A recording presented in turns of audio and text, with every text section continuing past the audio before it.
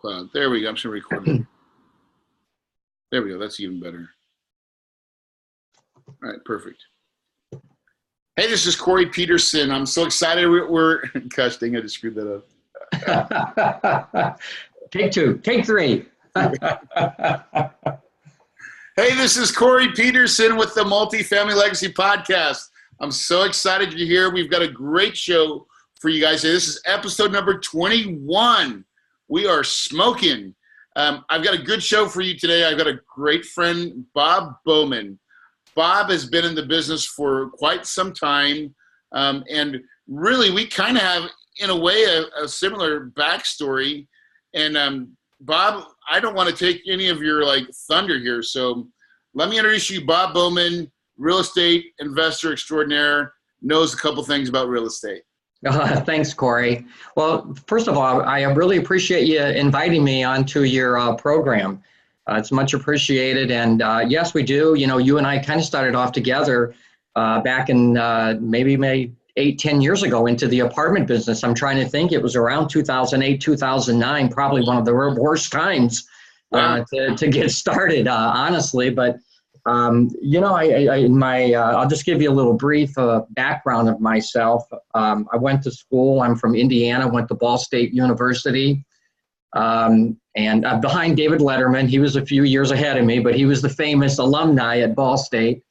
And I got a degree in education. I always wanted to become a teacher, and I was a runner, and I took that path with my career. And then shortly after getting into teaching, I realized I wanted to be in business, and actually I became a salesperson, and I sold back in the days computers when they first came out, and then I sold copiers for a long time. And you know, I learned how to sell and learned how to talk with people and create business where there was none. I had a very, very good sales manager, and I was very lucky in that respect and worked for a great company, and I made a lot of money for the company.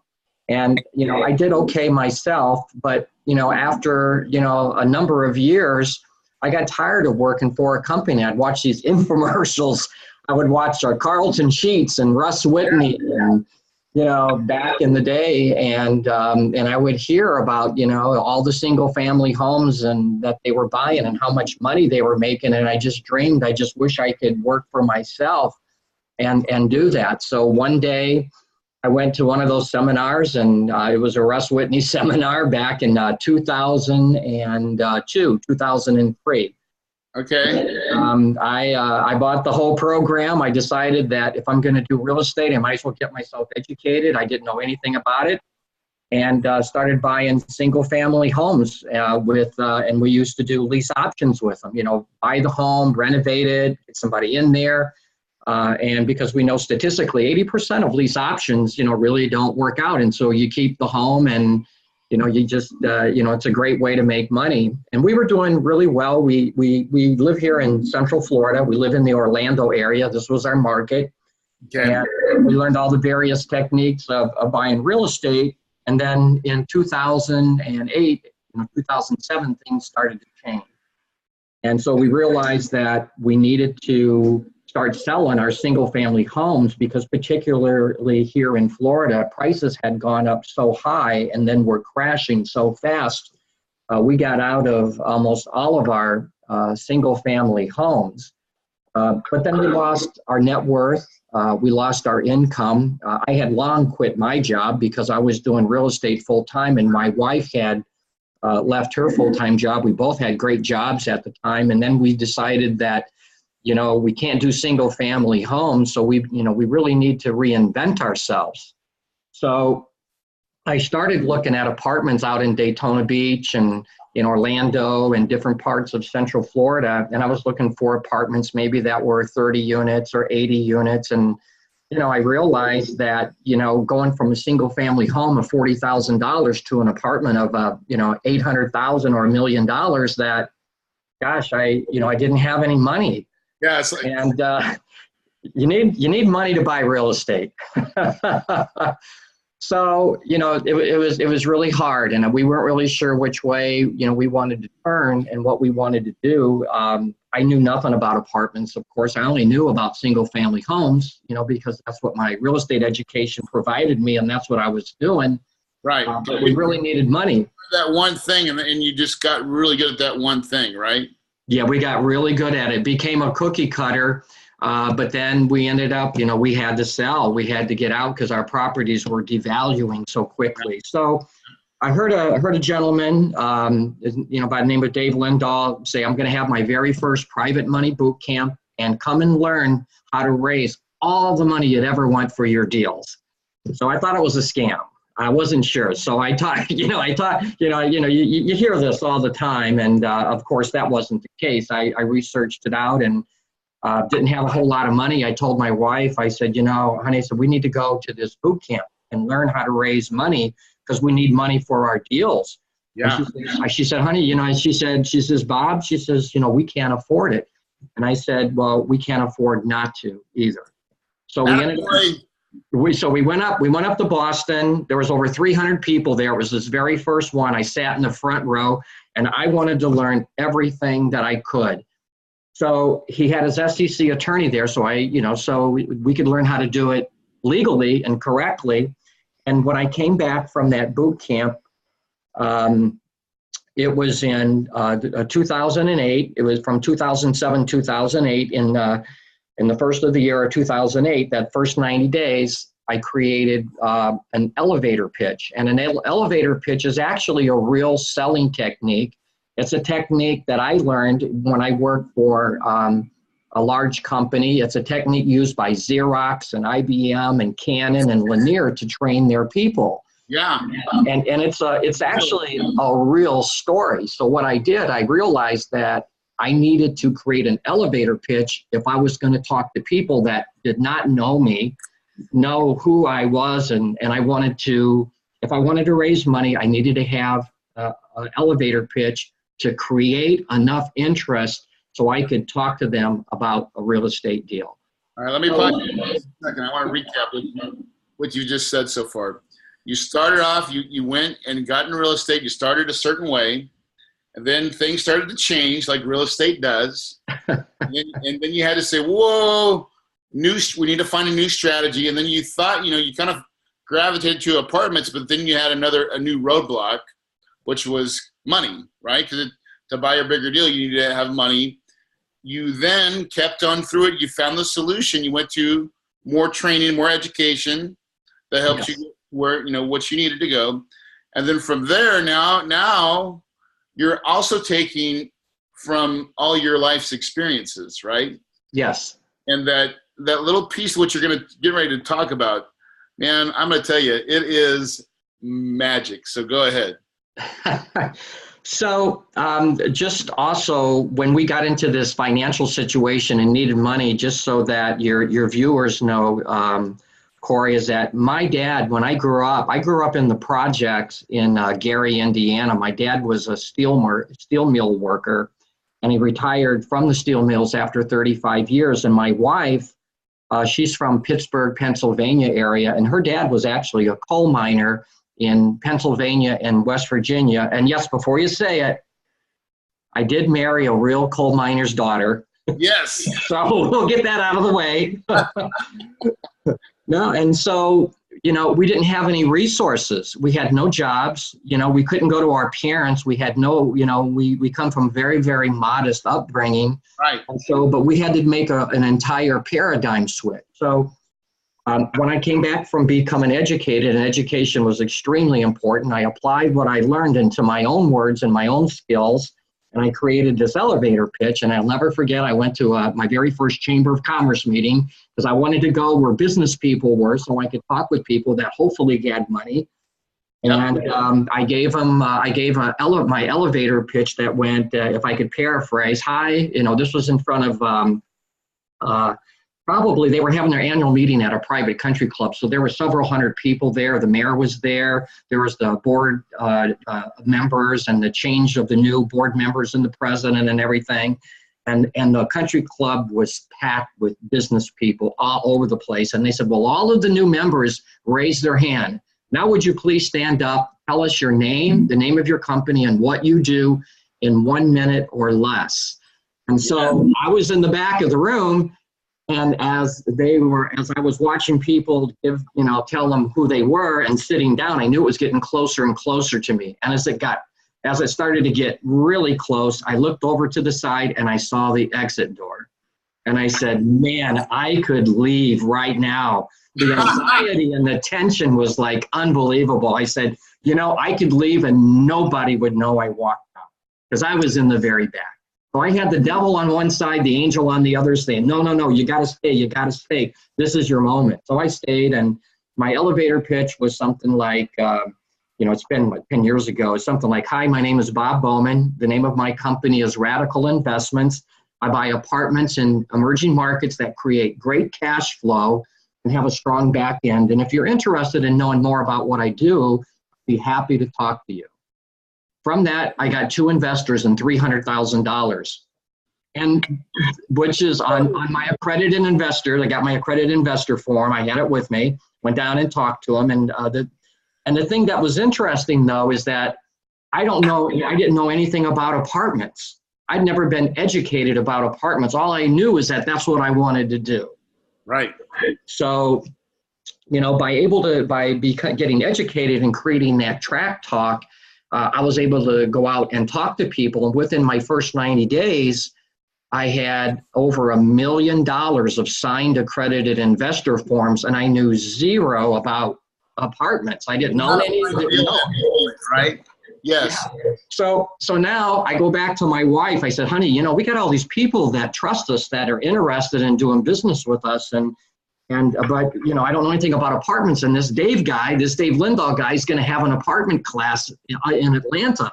And she said, honey, we don't have any money. We can't afford to go. I said, well, we can't afford not to go. Yes. So I said, I'll drive. The same conversation, right? Same thing. So anyway, I drove up there, and that's where I met Dave Lindahl. On the second day, I went up to him. There's another 300 people there. I needed to learn about apartments and get really good and understand the business and how to find deals and what that was all about, how to underwrite. So I went up to Dave and I said, excuse me, my name is Bob Bowman, and I was in your first private money boot camp about 3 months ago. And I just wanted to thank you for all that you have taught me, because I was able to raise over $1 million since then. And he says, what? And I says, I just wanted to thank you. I raised over $1 million. He goes, well, how'd you do that? Yeah. I was perplexed. I said, David, I did what you said. Well, what'd I say? He goes, wait a minute, I need to talk to you. So he called me on stage, and that was the beginning of what's become a great, great friendship. And, what's interesting is that once he put me on stage and people knew I knew how to raise money, all of a sudden I became like a rock star, and people started bringing me deals. You raised even more money because of that, right? Exactly. More people came to me and said, hey, I've got money, I got deals, can I talk to you? And it was like overwhelming. And then I knew that once I got educated and I learned how to, a little bit about, okay, how do I talk to the brokers? How do I find deals? And from that class, I went out, and one of the things that I did as part of my education, which was really important, is that I got a coach, somebody that was already doing apartments, somebody that had knowledge of it, and because I wanted a fast start and I really wanted to get into business, and I didn't, I know that there's a lot of obstacles whenever you're trying to learn something new. Yeah. So I had a coach as part of my education that I stayed with. And after I took that class and I got my coach, in about 6 months, I had my first apartment deal under contract outside of Fort Worth, Texas. It was 113 units for $3.4 million. Now, the biggest property I ever bought, I think I bought a $60,000 home. So here I was, I needed to raise $1 million. And by then I had $2.5 million of investors. And I had a $3.4 million deal that we sold a couple years ago for $6.8 million. So we bought it for 3.4, we sold it for 6.8. That was my first deal. That's how I got started. Dude, okay, so this is so fun because we both have the same mentor. Dave is my mentor as well. This is where we both met. I remember you going up on the stage and sharing your private money story of how you got, I think at the time it was like you got money from a guy that was flying the plane, right? And it was like, well, how did you do that? And like, I just asked them and just did my pitch. It's like it's just the pitch. That's right. And I always go back to this, and this is what's so funny, because I want to call this I call it the Corleone method, right? Okay. Like Don Corleone, right? Don Corleone. Yeah, when you get really good at raising capitals, always people say, well, do you raise capital first? You find a deal first. I personally believe it's easier if you can find some capital first, or at least have enough people raising their hands saying, hey, I'll put some money in your deal, right?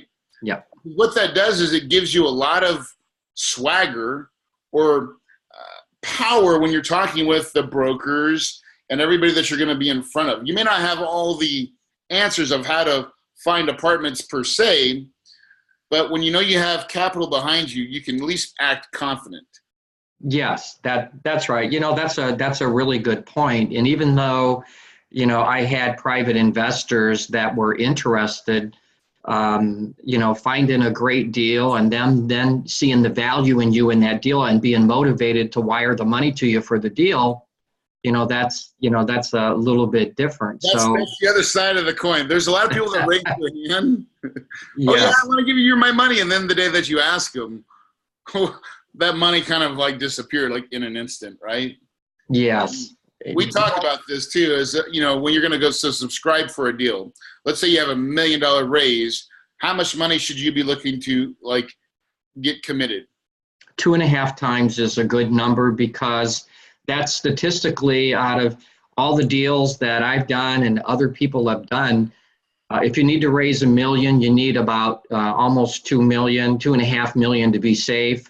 Because it's because a lot of things happen, as Corey. You're experienced, and where someone says to me, and this has actually happened many times, well, I'll give Bob, I'm good for 300,000, and I'm just going to talk to my wife, and then I'll let you know on Monday. And then Monday comes, and they said, Bob, we're going to still be in your deal, but instead of 300,000, we're just going to do 100,000 instead of 300. And yep. So you lose what you think you had, and so you always have to have more. And as you get better and you get more investors and people, you start building your own database of investors that trust you and have made money, then it gets easier. It gets a lot easier, doesn't it? Pardon me? It gets a lot easier. Like as you start raising money and you've been doing it for a while. I mean, I've been doing it for a while. You've been doing it for a while. It does get a lot easier as you build a track record and people know you, like you, and trust you. Exactly. Yeah, it's all about that. And it's kind of interesting, this whole business, it's a double-edged sword, because you're always looking for deals and you're always looking for money for your deals. So is it the chicken or the egg? And so, you have to be working, your business and all of it at you have to keep it going at the same time, both of those elements. And one of the things that I was very fortunate to do about 4 years ago, Corey, I happened to be going to Boston for an event, and I got asked to go to this lecture at Harvard, at the Harvard Club, and there were 3 business owners, and most of them were in real estate, but they also owned other companies, and they had grown, all of these companies, and they were very wealthy individuals, and they were from different parts of the country. There was 3 of them, and one of the things that I remember that came out of the meeting that was universal among all of them, they said that, whether you're going to be in real estate or whatever business you want to be in, if you want to really realize your dreams and your full potential, you have to learn how to raise money, because if you can't raise money, then you will never reach your full potential. And they were pointing out and made a point that, many of the Fortune 500 CEOs in this country, the reason they're the CEO and they're appointed is because of their capacity to raise money for their businesses. So if they're expanding plants and they're building other offices and everything, they need money for that. And so they have an uncanny ability to raise money. It funds their growth a lot of times. I mean, they usually say, I can't remember, like when I think about restaurant businesses, everybody, I want to open up a restaurant, right? Which is like the worst kind of investment ever in my mind. But But the reason most of them fell is because they're underfunded.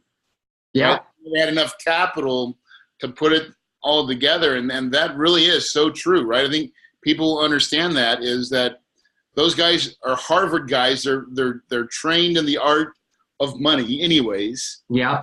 And and that's what a lot of them. That's why they're going to Harvard more than anything is for that pedigree. Because sometimes it's just at Harvard, just like gets you into the club. Exactly. One of the things that I found that's probably one of the most important things to do and to know in your apartment business, and it also relates directly to raising private money, is that it's really, really important whether I'm talking to a person that has a full-time job in a corporation that has a $50,000 IRA that they want to place, or I'm talking to an equity company that has tens of millions of dollars in the bank. The one thing that helps you more than anything is that, you really have to be a good underwriter, and you really have to know your business and the market that you're buying in and kind of underwrite the marketplace, so to speak. Yes. And, and so like when somebody asks you about a deal that, you're not trying to sell them on why to bring the deal or why this is a great deal, because you know your numbers and your numbers are good and you understand where you're buying and why. People have confidence in the way that you just talk about your deal when they look at your numbers. Yes. And, this is another. So, I'm going to say I love watching Shark Tank, right? Me too.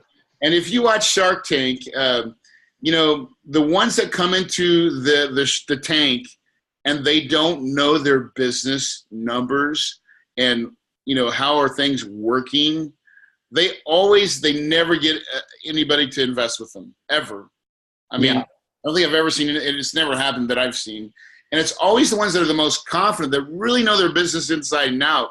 And really for us, that's just knowing your deal, right? Yeah. Understand.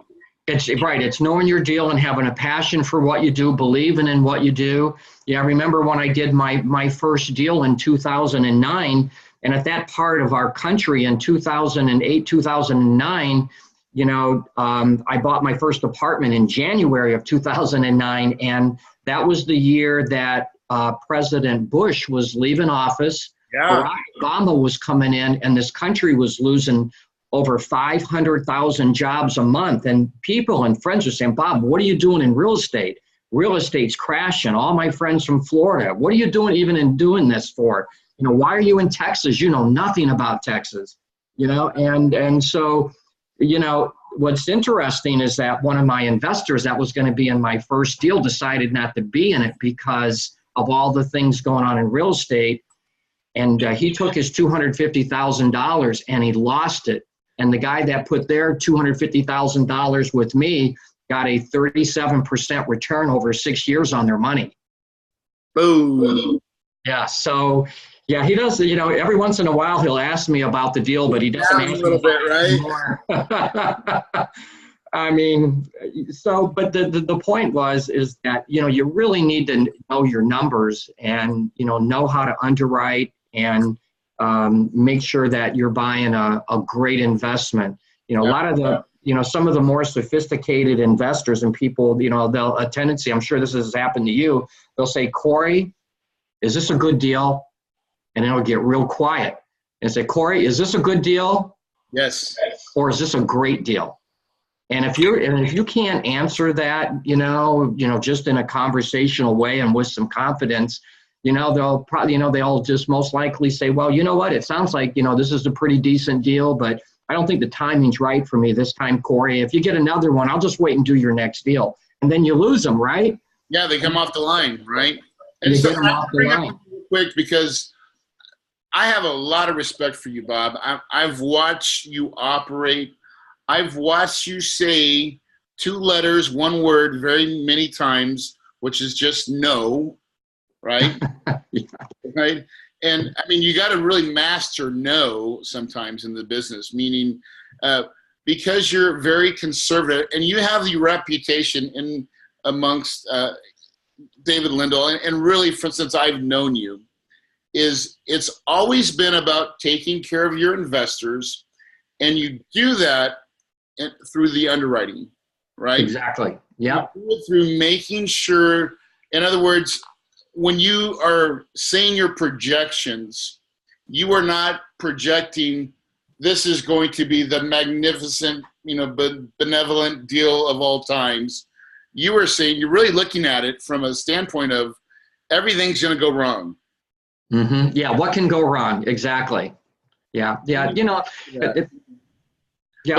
Let's segue into that, because you've got something kind of really cool that you've been working on, and I think this is really in your genius zone.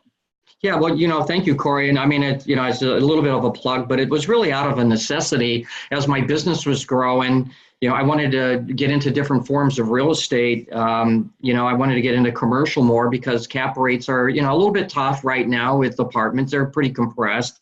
Yep. And I was looking at, I have probably looked at thousands of spreadsheets and Excel spreadsheets and all these, great things by really great people. And one of the problems that I saw that I was always confronted with is that when people pass around spreadsheets, the formulas get changed in them. And so the results that you're looking at aren't really the results that you're going to get in the investment.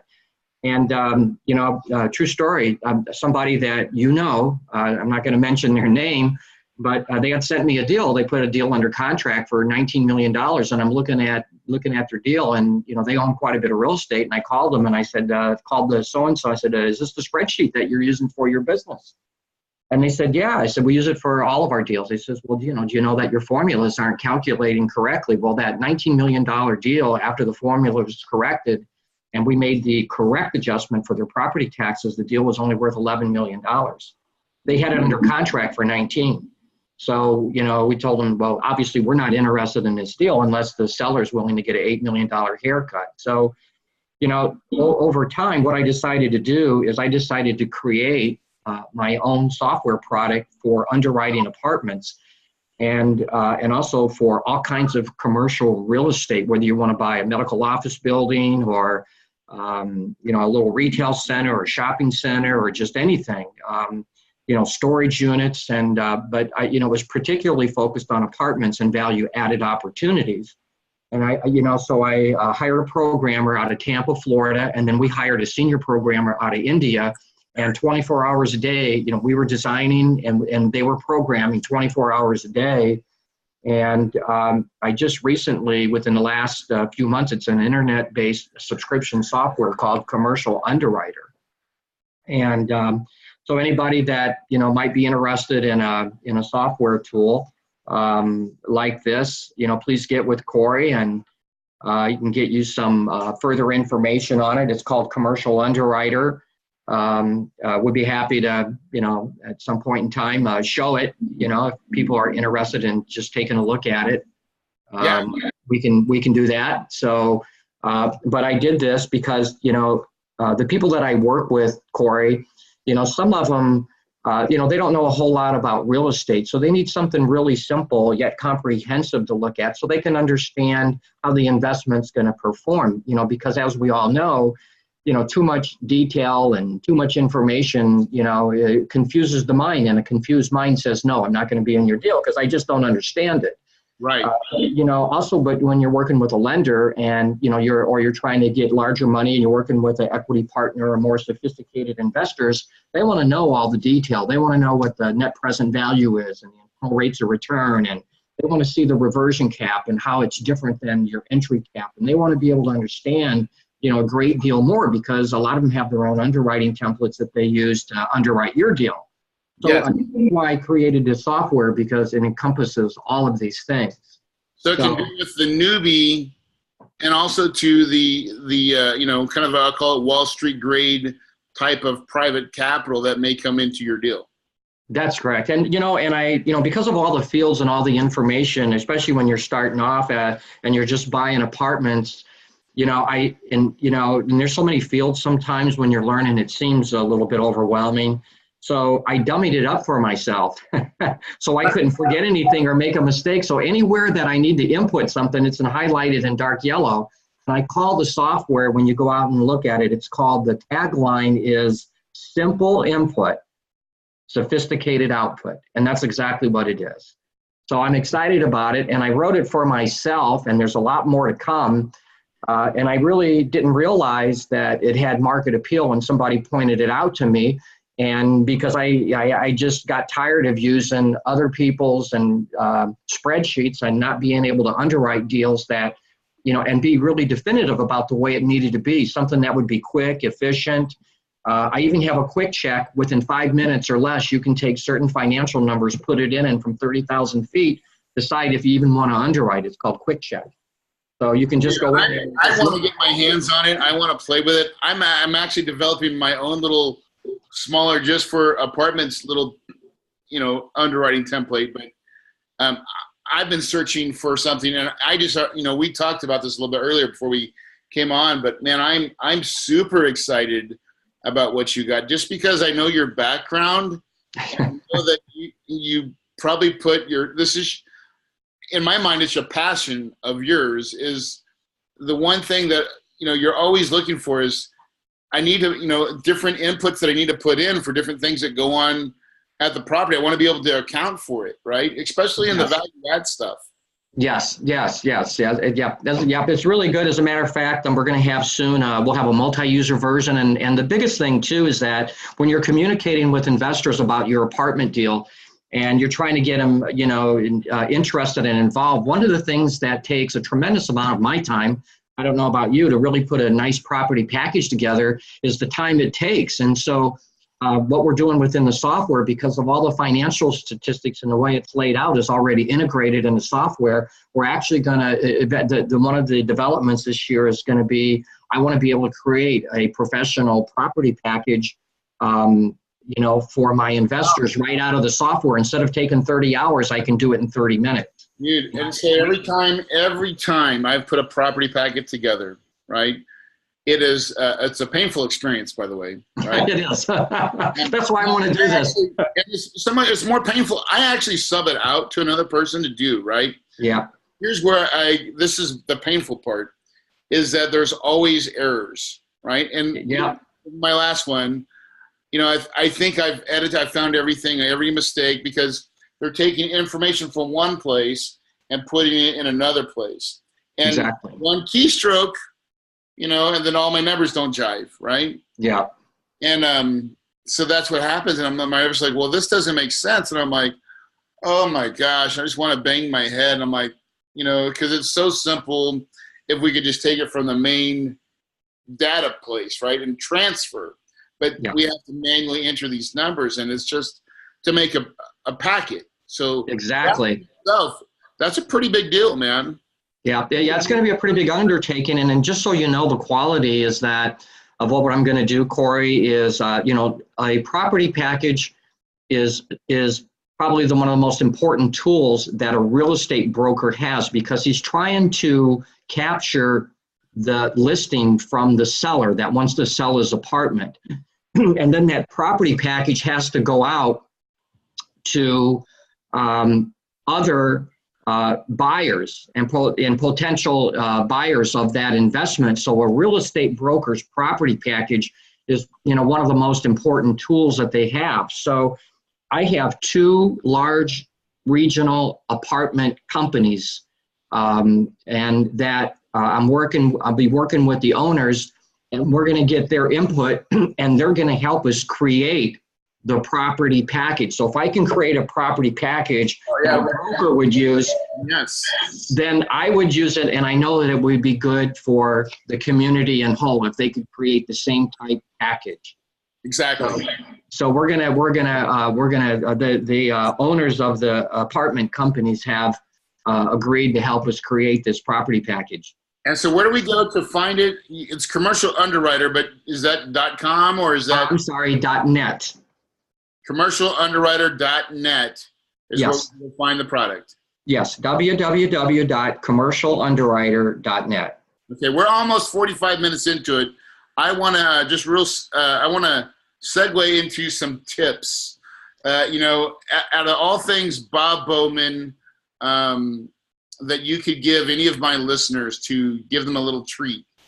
maybe a couple of little tips that you would say that has really been beneficial to you. Can you give them to me?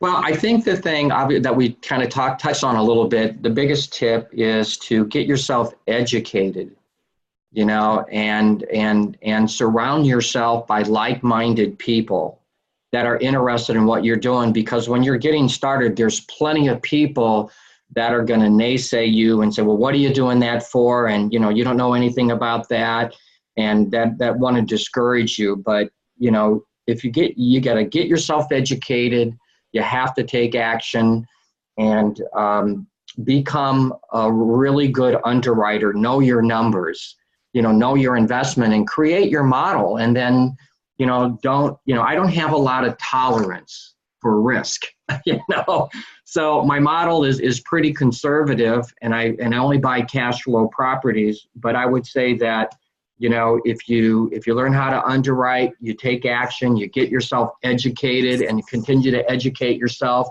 through programs similar to what you offer, Corey, then you'll be successful. You'll eventually be successful. Yeah, and just you don't quit, right? I always feel like you should be a student and a teacher, right? Yes. So you are a student, you're always trying to learn more. There's always someone you're always chasing after. Yeah. I feel like even no matter where you're at, you don't have to be a guru. You can just be, I'm right here. But there's people down the line that need to hear that information, right? Yes. We all are kind of moving together. And I always feel like be a student and be a teacher. Teach people below you. Try to bring them up, right? Always be chasing another person that's that's where you want to be.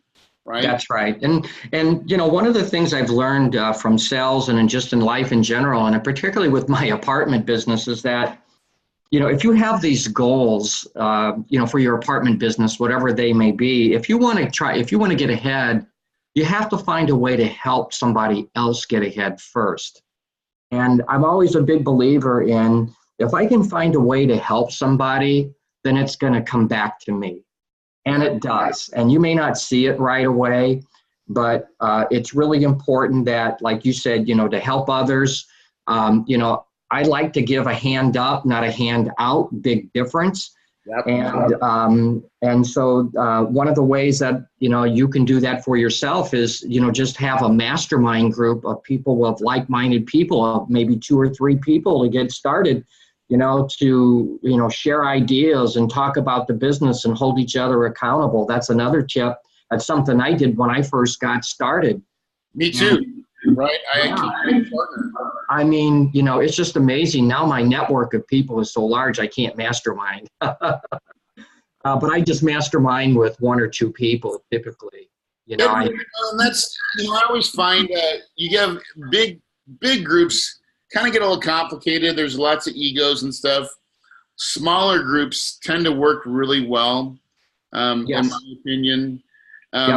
Really, it does help when everybody's kind of focused on the same thing and like that underwriting, conservative value. If you will always place your capital first, right? Mm-hmm. The money comes first. Yeah. And you protect your capital at all costs and really try to do it right and make sure that that you're just being conservative. Yeah. Well, Corey, one last thing. I have a tip for your single family home students and people that might be listening, is that one of the things that I remember that had a poignant impact on me when I was doing single family homes and wanted to transition into apartments was that in single family homes, all of the money was mine and I made all the money, and it was all about me and, what I was able to do.